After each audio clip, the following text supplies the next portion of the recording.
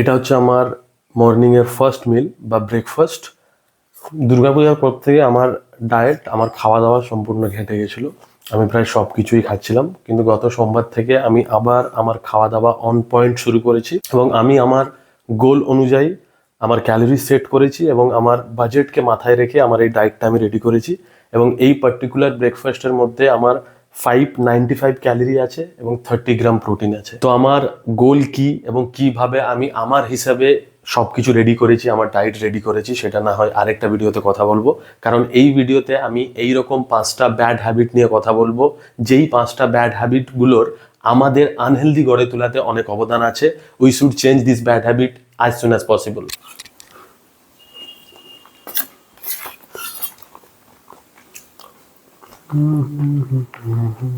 First bad habit, সকালে ঘুম থেকে উঠে চোখ খুলেই প্রথমে আমরা ফোন নিয়ে ইনস্টাগ্রামে বা ফেসবুকে রিল স্ক্রোল করি।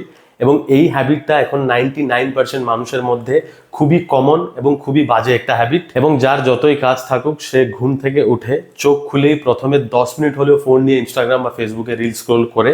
এবং আমিও এরকম করেছি বা এখনো অনেক সময় করে ফেলি। এবং এই ব্যাড হ্যাবিটটাকে চেঞ্জ করার জন্য আমি এখন yearly morning empty stomach cardio করা শুরু করেছি। এবং সায়েন্স এইটা বলছে, আমরা যখন সকালে ঘুম থেকে ওঠার পরে চোখ খোলা মাত্রেই ফোন হাতে নিয়ে ইনস্টাগ্রামে বা ফেসবুকে রিল স্ক্রোল করি বা স্ক্রিন কনজিউম করি, তখন আমাদের বডিতে একটা হরমোন আছে যেটা হচ্ছে কর্টিসল হরমোন। এটা আমাদের একটা স্ট্রেস হরমোন, সেটা ইনস্ট্যান্টলি স্পাইক হয়ে যায়। এবং যখন আমাদের মধ্যে এই কর্টিসল হরমোনটা স্পাইক করে, তখন আমাদের মুড ডাউন হয়ে যায় বা ফোকাস ডাউন হয়ে যায় কাজের প্রতি, এবং সারাদিন নিজের মধ্যে একটা অশান্তি ফিল হয়, একটা অ্যানসিয়াস ফিল হয়, যেটা অনেকেই কখনো না কখনো নিশ্চয়ই ফিল করে থাকবে। সো যেই ভাই বন্ধুদের এই পার্টিকুলার ব্যাড হ্যাবিটটা আছে, এটাকে প্লিজ আস্তে আস্তে করে চেঞ্জ করে ফেলো। কারণ এটাকে এমনি দেখলে মনে হবে যে খুব সাধারণ একটা ব্যাপার, সকালে ঘুম থেকে উঠে 10 মিনিট ফোন ঘেঁটে ফেললাম, বাট এই হ্যাবিটটা আমাদের মেন্টাল হেলথ এবং আমাদের এনার্জিকে খুব বাজেভাবে ইফেক্ট করে। এবং এই ইফেক্টটার রিফ্লেকশন আমাদের সারা দিনের কাজকর্মতে দেখে যায়। এবং অনেক সময় আমরা বুঝতেও পারি না যে কেন সারাদিন আমাদের এরকম ডাউন ফিল হচ্ছে বা কেন আমরা সারাদিন কোনো কাজে ফোকাস করতে পারছি না। তাই আমি তো আমার এই ব্যাড হ্যাবিটটাকে চেঞ্জ করার জন্য অলরেডি আর্লি মর্নিং এমটি স্টমাকে সানলাইটে কার্ডিও করা শুরু করে ফেলেছি। হোপফুলি তোমরাও করবে। এবং সকালে ঘুম থেকে উঠে বাকি সব কাজকর্ম শুরু করার আগে প্রথমে নিজের জন্য 30 থেকে 40 মিনিট বের করবে। এই পার্টিকুলার ব্যাড হ্যাবিটটা আমার মনে হয় স্টুডেন্টদের মধ্যে বেশি দেখা যায়। রাতে ঘুমানোর সময় ওয়েব সিরিজ দেখতে দেখতে, পাবজি খেলতে খেলতে বা ফ্রি ফায়ার খেলতে খেলতে, ইনস্টাগ্রামে রিল স্ক্রোল করতে করতে লেট নাইট ঘুমানো, এবং সকালে দেরি করে উঠে ক্লাসে দেরি হয়ে যাবে বলে ব্রেকফাস্ট স্কিপ করে স্কুলে বা কলেজে বেরিয়ে যাবো। এবং এই পার্টিকুলার ব্যাড হ্যাবিটটা আমারও একটা সময় ছিল, যখন আমি হস্টেলে থেকে পড়াশোনা করতাম। এবং এইরকমও অনেকেই আছে যারা সকালে উঠে ব্রেকফাস্টে কিছু একটা খায় ঠিকই, কিন্তু সেই খাবারটা হচ্ছে চা biscuit, which is another bad habit for our health. দেখো, প্রথমত এই পার্টিকুলার ব্যাড হ্যাবিটটা আমাদের ফার্স্টেই ব্লাড সুগার লেভেল বাড়িয়ে দেয়, আমাদের সারা দিন জাঙ্ক ফুড খাবার ক্রেভিংসটা বাড়িয়ে দেয়, আমাদের মেটাবলিজম স্লো করে দেয়। এবং আরেকটা বড় কথা হচ্ছে, যখন আমরা এই ব্যাড হ্যাবিটটা 1-2 বার করে ফেলি, কখন এই ব্যাড হ্যাবিটটা আমাদের লুপে প্রতিদিন হওয়া শুরু হয়ে যায় সেটা আমরা রিয়েলাইজও করতে পারি না। এবং রিয়েলাইজ করতে পারি না বলে এই ব্যাপারটাকে আমরা খুব একটা সিরিয়াসও নিই না। ICMR, Indian counselling of medical research, 2023-এর আরবান নিউট্রিশন সার্ভে এটা বলছে যে 58% ইন্ডিয়ানস প্রত্যেকদিন তাদের ব্রেকফাস্ট স্কিপ করছে, এবং বাকি 42% ব্রেকফাস্ট করলেও তাদের মধ্যে ম্যাক্সিমাম আনহেলদি ব্রেকফাস্ট করছে। So it's a humble request, যাদের মধ্যে এই পার্টিকুলার ব্যাড হ্যাবিটটা আছে, অ্যাজ সুন অ্যাজ পসিবল এই ব্যাড হ্যাবিটটা চেঞ্জ করে ফেলো। কারণ আমরা সবাই জানি খাবার হচ্ছে আমাদের শরীরের ফিউল, খাবার ছাড়া আমাদের শরীর সার্ভাইভ করতে পারবে না। এবং এই যে পার্টিকুলার ব্রেকফাস্ট বা ফার্স্ট মিল আমরা সারাদিন যতবার খাই, তাদের মধ্যে সব থেকে ইম্পর্ট্যান্ট একটা মিল, এই ফার্স্ট মিলের উপরে বা এই ব্রেকফাস্টের উপরে আমাদের সারা দিনের ফোকাস বা সারা দিনের এনার্জি, কাজের প্রতি কনসেন্ট্রেশন, সব কিছু এই পার্টিকুলার ব্রেকফাস্টের উপরে সব থেকে বেশি ডিপেন্ড করে। সো সকালে ঘুম থেকে ওঠার পর প্রথমেই নিজের জন্য 30 থেকে 40 মিনিট সময় বের করাও এবং সানলাইটে হাঁটতে বেরিয়ে যাও। তারপর বাড়ি ফিরে একটা হাই প্রোটিন ব্রেকফাস্ট মিল নাও, তারপরে সারাদিনের কাজকর্ম শুরু করো। আর কম সময়ের মধ্যে হাই প্রোটিন ব্রেকফাস্টের অপশনস যদি জানতে চাইছো, কমেন্ট করে জানাও, আমি সেইটার উপরেও একটা ভিডিও করে নেব। এইটা তাদের জন্য যারা সারাদিন বসে থাকে বা সারাদিন 8 থেকে 10 ঘন্টা বসে কাজ করে, সে অফিসে বসে কাজ করা হোক বা ঘরে বসে পড়াশোনা করা হোক, ইনক্লুডিং মি, কারণ আমিও ভিডিও এডিটিং এর কাজ করি, আমিও সারাদিনে ঘন্টার পর ঘন্টা বসে কাজ করি, মানে যাদের অ্যাক্টিভিটি লেভেল 0, যদিও আমি জিমে গিয়ে ওয়ার্কআউট করি, সকালে উঠে কার্ডিও করি, আমি তাদের কথা বলছি যারা সারাদিন বসে থাকে। দেখো সায়েন্স এটা বলছে যে sitting is the new smoking, মানে 8 ঘন্টা থেকে বেশি বসে বসে সারাদিন কাটিয়ে দেওয়ার মানুষগুলোর মধ্যে বা অ্যাক্টিভিটি লেভেল প্রচন্ড লো থাকা মানুষগুলোর মধ্যে ইয়ারলি ডেথের রিস্ক 60% বেড়ে যায়। 2024-এর WHO রিপোর্ট বা ওয়ার্ল্ড হেলথ অর্গানাইজেশনের রিপোর্ট এটা বলছে যে সারাদিন বসে থাকা বা inactive lifestyle one of the strong reason যেটা মানুষকে বিভিন্ন রকমের রোগের সম্মুখীন করায়। NFHC মানে ন্যাশনাল ফ্যামিলি হেলথ সার্ভে এটা বলছে যে ইন্ডিয়াতে 30 বছর থেকে কম বয়স মানুষগুলোর মধ্যে গত কিছু বছরে মোটাপা এবং ওবেসিটি 3 গুণ বেড়ে গেছে। এবং এইটার খুব সিম্পল সলিউশন হচ্ছে প্লিজ সকালে ঘুম থেকে উঠে নিজের জন্য, আই রিপিট, সকালে ঘুম থেকে উঠে নিজের জন্য 30 থেকে 40 মিনিট সময় বের করে ওয়ার্ক করতে বেরিয়ে যাও। এবং সাথে পারলে নয়, অবশ্যই সাথে সপ্তাহে 4টা দিন 40 থেকে 45 মিনিট সময় বের করে জিমে গিয়ে রেজিস্ট্যান্স ট্রেনিং করো। অ্যান্ড নাও জিমের কথা বলছি যখন, চলো আমিও জিমে যাই, কারণ আমার অলরেডি জিম যাওয়ার সময় হয়ে গেছে। বাকি যে দুটো পয়েন্ট বাঁচলো সেটা আমি ওয়ার্কআউট শেষ করার পরে, আমার জিমে গিয়ে রেজিস্ট্যান্স ট্রেনিং শেষ করার পরে বাকি দুটো পয়েন্ট নিয়ে কথা বলছি। জয় শ্রীরাম।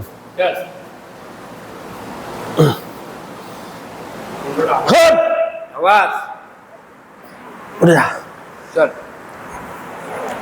चल 1 2 3 चल चल चल 4 5 चल चल चल आवाज चल चल last one चल left चल out আরেকটা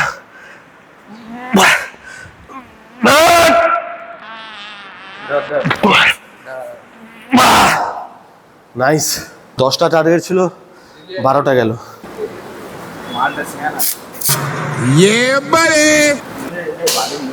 দে দে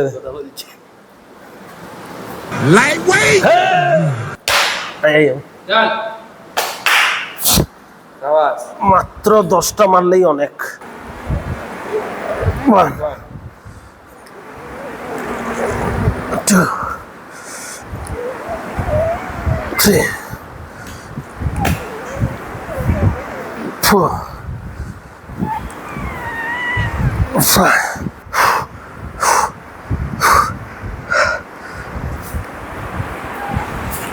चल चल चल चल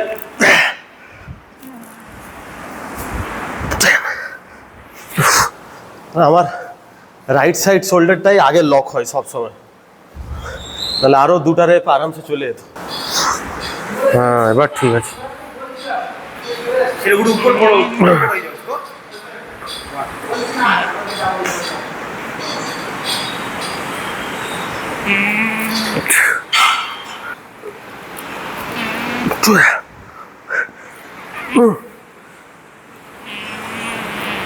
Cut.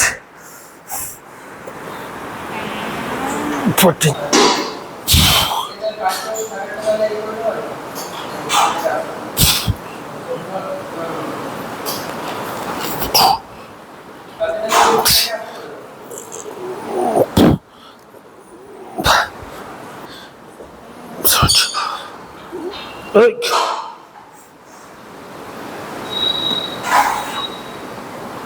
Work.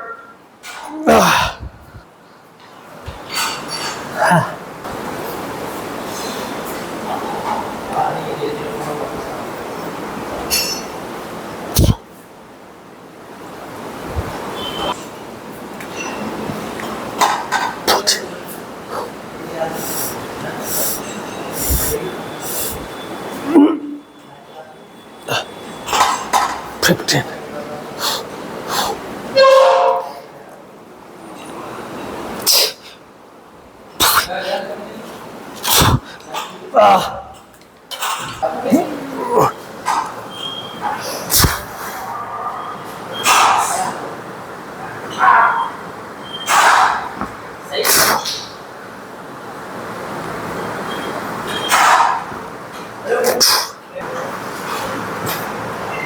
12.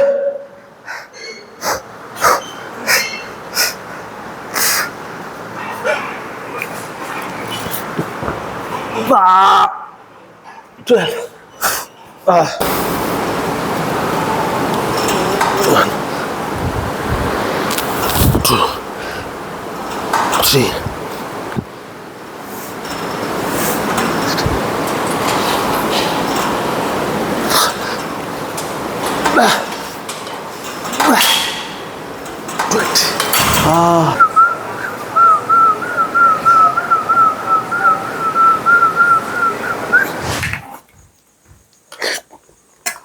পোস্ট ওয়ার্কআউট মিল জিম থেকে বাড়ি ফিরে এসেছি, যেমনটা কি তোমরা দেখলে আমি আজকে চেস্ট অ্যান্ড ট্রাইসেপ ওয়ার্কআউট করলাম।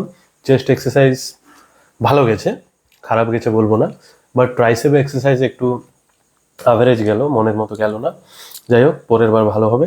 যেমনটা কি আমি বলেছিলাম যে ওয়ার্কআউট থেকে ফেরার পরে, জিম থেকে ফেরার পরে আমি বাকি দুটো ব্যাড হ্যাবিট নিয়ে কথা বলবো। তো আমার এই মিলটা শেষ করে কথা বলা যাক। সো আমাদের ফোর্থ ব্যাড হ্যাবিট হচ্ছে লেট নাইট ডিনার করা এবং ডিনার করার পরে সঙ্গে সঙ্গে বিছানায় উঠে যাওয়া। এক তো রাতে দেরি করে ডিনার করা এবং তারপর সঙ্গে সঙ্গে বিছানায় উঠে যাওয়া, এই ব্যাড হ্যাবিটটা আমাদের শরীরের জন্য খুবই বাজে একটা কম্বিনেশন। কারণ এই ব্যাড হ্যাবিটার জন্য আমাদের ডাইজেশন সিস্টেম ডিস্টার্ব হয়, শরীরে আরো বেশি ফ্যাট গেইন হয় এবং আমাদের রাতের স্লিপ কোয়ালিটিও নষ্ট হয়। 2023 ইন্ডিয়ান জার্নাল অফ এন্ডোক্রিনোলজির স্টাডি এটা বলছে যে যেই মানুষগুলো রাতে লেট ডিনার করে তাদের মধ্যে অ্যাসিড রিফ্লাক্স বা বুকের মধ্যে জ্বালা করা বা পেটে ডিসকমফোর্টনেসের রিস্ক 35% বেড়ে যায়। মানে সিম্পল ভাষায় বললে, লেট নাইট ডিনার করে সঙ্গে সঙ্গে বিছানায় উঠে যাওয়া, এই পার্টিকুলার ব্যাড হ্যাবিটটার জন্য আমাদের শরীর যে খাবারটা আমরা রাতে খাই, লেট নাইটে যে খাবারটা খাই, সেটাকে ডাইজেস্ট করার সময় পায় না, যেই কারণে আমাদের অ্যাসিডিটি হওয়ার বা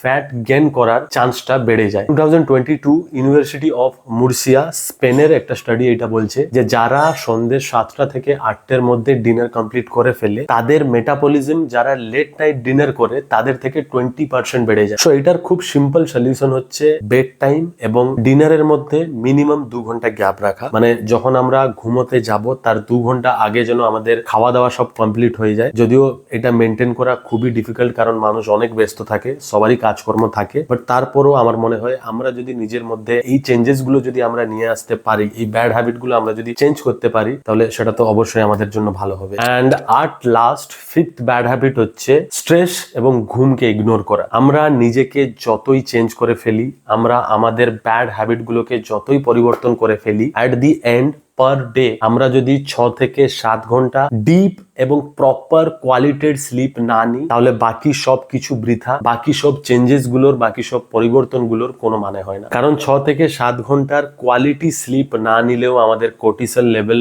স্পাইক করে যায়, যেটা আমাদের সকালে ঘুম থেকে উঠে সঙ্গে সঙ্গে ফোন স্ক্রোল করলেও কোর্টিসল লেভেল স্পাইক করে, আমাদের স্ট্রেস হরমোন বেড়ে যায়, এখানেও তাই। এবং আমাদের হাঙ্গার হরমোনও ইনক্রিজ করে, মানে আমাদের ক্রেভিংস বেড়ে যায়, আমাদের আননেসেসারি খাবার খেতে ইচ্ছে করে। মানে এক কথায় বললে, একটা মানুষ যদি পার ডে 6 থেকে 7 ঘন্টা কোয়ালিটির স্লিপ না নেয়, তাহলে শরীরের মধ্যে হরমোন ইমব্যালেন্স দেখা যায়। এবং তোমরা নোটিশও করে থাকবে, আমরা যখন লেট নাইট অবধি জেগে থাকি তখন আমাদের মাঝরাতে খিদা পায়, কিছু খেতে ইচ্ছে করে। এটা কিন্তু আসলে খিদা পায় না, এটা আমাদের হাঙ্গার হরমোনটাকে ইনক্রিজ করে দেয়, যে কারণে আমাদের ক্রেভিংস হয় কিছু খাওয়ার জন্য। এটা আসলে খিদা পাওয়া নয়, এটা ক্রেভিংস হয়, আননেসেসারি কিছু খেতে ইচ্ছে করে, এবং আননেসেসারি খাবার জন্য আমাদের শরীরে আননেসেসারি ফ্যাট স্টোর হয়। 2024 ন্যাশনাল স্লিপ ফাউন্ডেশন অফ ইন্ডিয়ার একটা সার্ভে এটা বলছে যে আমাদের ইন্ডিয়াতে প্রত্যেক 4 জন অ্যাডাল্টের মধ্যে মাত্র একজনই 6 থেকে 7 ঘন্টার কোয়ালিটি স্লিপ নিচ্ছে, এবং বাকি সবার স্লিপ কোয়ালিটি খুবই বাজে, যেই কারণে তাদের শরীরের রিকভারি প্রসেস